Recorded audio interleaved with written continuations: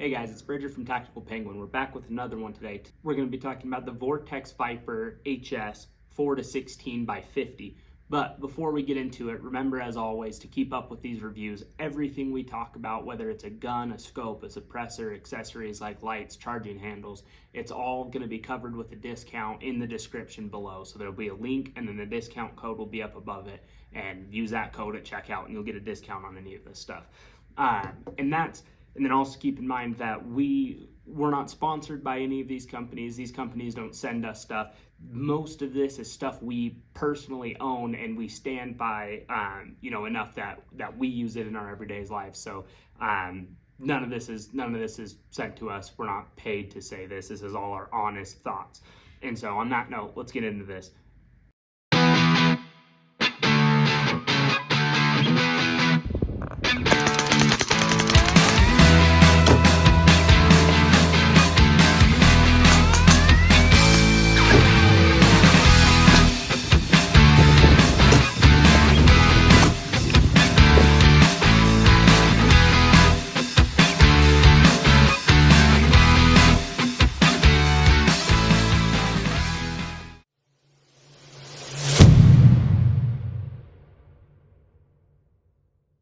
We're going to do a review on the Vortex Viper, and this is the 4-16. We're going to take a shot at 500 yards, bring it back to 0, take a shot at 100 yards.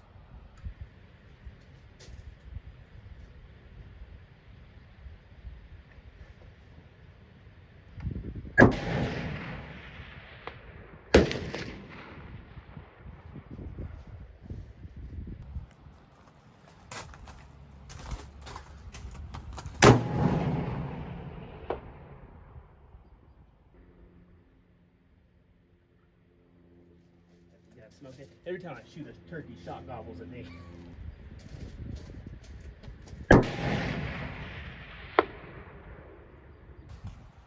So as realistic as we can possibly get at the range, we took 3 shots at a rock 500 yards up the hill. It's going to be smaller than deer's vitals and, kind of the perfect upslope target that simulates a real hunting scenario, which is where this scope's going to shine.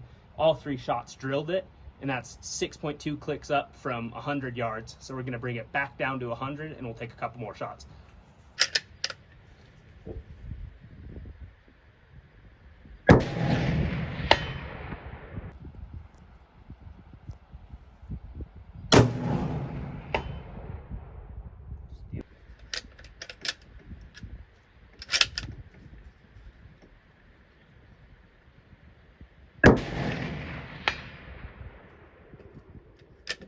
We'll see you guys back at the shop. So as you can see from our test, we shot it at 100 yards and 500 yards using turrets, just to show that they have, they hold a true 0, which generally isn't going to be an issue with capped turrets anyway, but you can get some slop in there, and so we wanted to test that and make sure that it's operating the way it's supposed to be. And so let's start off with the things we like about this scope. And one's obviously going to be the price.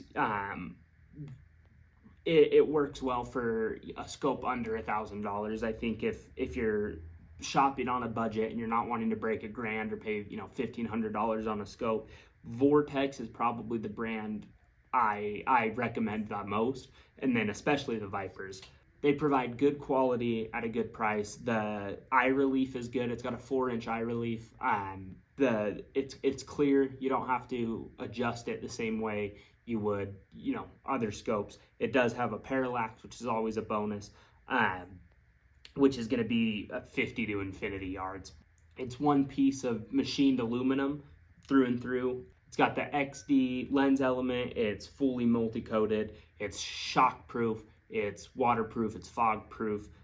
All the traditional stuff that accompanies Vortex. It's going to be a second focal plane, meaning the reticle is going to either grow or shrink with your magnification, and so it's going to appear the same throughout, no matter what magnification you're at, whereas a first focal plane will zoom in on the magnification, so if you're at 1 power, it'll be small, and as you zoom in, that'll grow.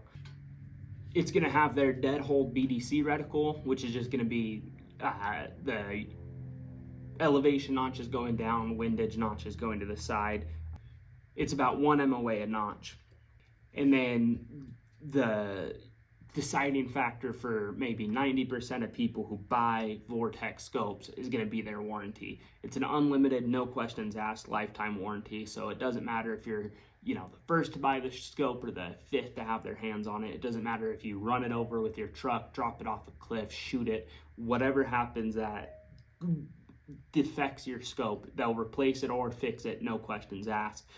Their customer service, speaking from experience, is very easy to work with. They have a fantastic group of people, and that's my favorite thing about the company. If I had to choose one thing that I enjoyed about Vortex, it would be their customer service. I enjoy talking to them. I like working with them.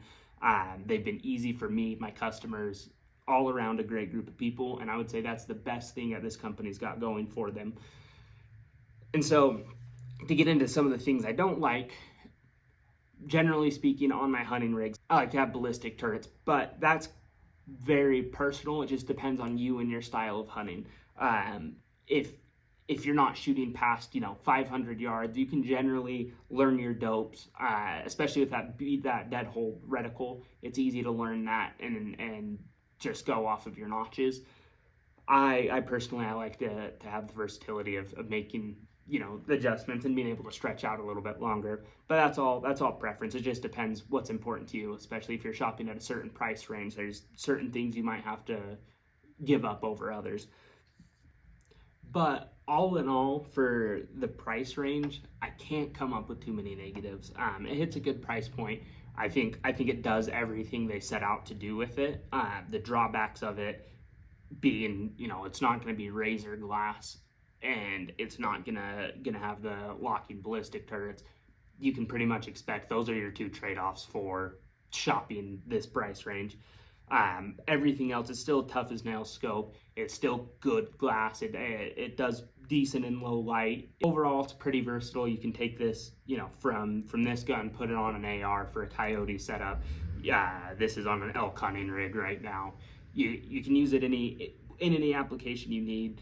Maybe aside from long-range target shooting, but that's not what this is designed for. It's not a target scope. It's a hunting scope, and it's built with a simplistic hunter in mind who just wants something lightweight and not overly complicated. Let us know your comments below. Let us know if there's anything you'd like to see us review, and as always, don't forget to subscribe.